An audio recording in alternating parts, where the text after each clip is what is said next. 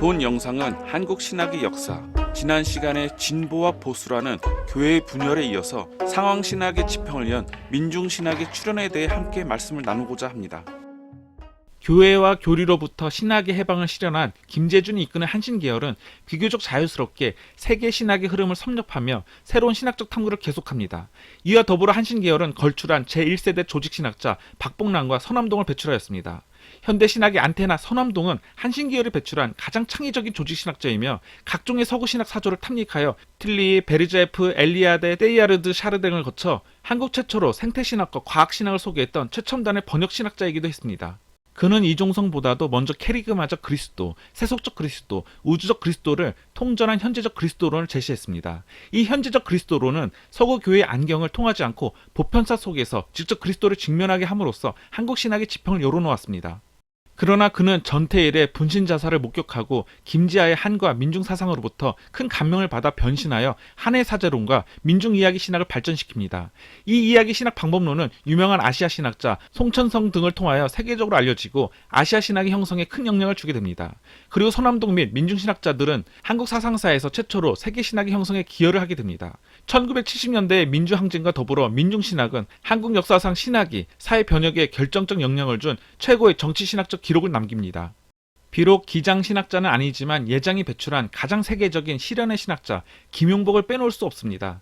그는 전통신학이 가진 자들의 신여 역할을 했던 전철을 극복하기 위해서 신학은 성서와 같이 억눌린 자들의 이야기들을 그 중심 주제로 택해야 한다고 주장하며 민중의 사회전기를 그 방법론으로 제안합니다. 그리고 그는 민중이 역사의 주체라고 규정하고 정치적 메시아니즘을 타파하고 메시아적 정치의 변혁적 주체로서 민중운동을 역설합니다. 이러한 신학적 통찰은 세계에 있는 많은 해방신학자들에게 신선한 충격을 주었고 민중신학을 세계신학으로 부상시키는 데 결정적인 공헌을 했습니다. 그리고 그를 세계 에큐메니컬 신학의 촉각 또한 아시아에서 가장 영향력이 있는 신학자들 중 하나로 떠오르게 하였습니다. 한신계열의 신학이 주도해 이룩한 또 하나의 빼놓을 수 없는 조직신학적 업적은 나치 체제의 적그리스도성에 저항하기 위하여 독일 고백교회가 선포했던 바르멘 선언의 정신을 계승하여 유신체제의 독재에 저항하기 위하여 그리스도인의 사회적 책임을 강조한 1973년 한국 그리스도인의 선언입니다.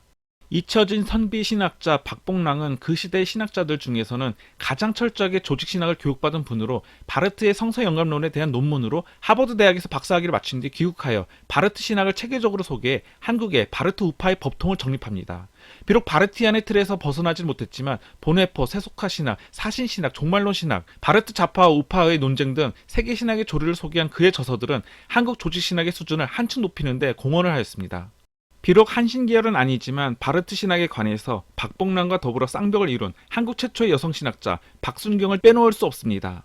초기 바르트의 종교사회주의에 대한 골비처의 연구와 그의 제자 마르쿠 아르트의 바르트 좌파 해석에 큰 영향을 받은 박순경은 그 추종자가 소수에 불과하지만 한국 땅에 바르트 좌파의 맥을 심었습니다.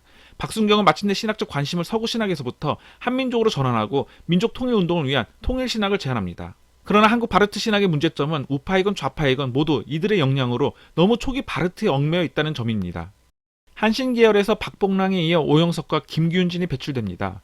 오영석은 바르트 우파의 맥을 이어가고 김균진은 그의 스승인 독일의 마지막 개혁신학자 몰트만의 저서들의 대부분을 번역하는 과업을 달성합니다. 이로 말미암아 한신계열의 조직신학은 이원화됩니다. 한편으로 비록 소수이지만 바르트 우파 신학으로 더욱 교회학화되는 반면 다른 한편으로 극단적인 정치신학으로 운동적 성향을 띠게 됩니다. 민중신학은 한국 최초로 해외에 신학을 수출하는 성과를 거두었으나 그 운동 지향적이고 신학 불가지론적인 성향 때문에 신학자 양성을 소홀히 하는 폐단을 초래했습니다. 이러한 중에 한신계열의 새로운 모형의 조직신학자 김경재가 등장합니다. 김경재는 문화신학과 과정신학의 틀 안에서 민중신학과 토착화신학의 종합을 모색했습니다. 그는 다른 한국 종교들과의 대화를 적극적으로 추진하며 종교다원주의 신학을 주장하는 데 앞장을 서게 됩니다. 그는 한국 개신교 종교 문화신학을 파종 모델, 발효 모델, 접목 모델, 합류 모델의 네 모형으로 분류하고 교육학적이거나 종교사적인 접근보다 지평융합적인 해석학적 접근 방법의 종교신학을 제안합니다. 그리고 한신계열에서는 또한 박재순이 민중신학과 토종신학 간의 접목을 통한 생명신학을 시도하고 있습니다. 다음 시간에는 한국 신학의 토착화 논쟁이라는 주제로 다시 찾아뵙겠습니다. 시청해 주셔서 감사합니다.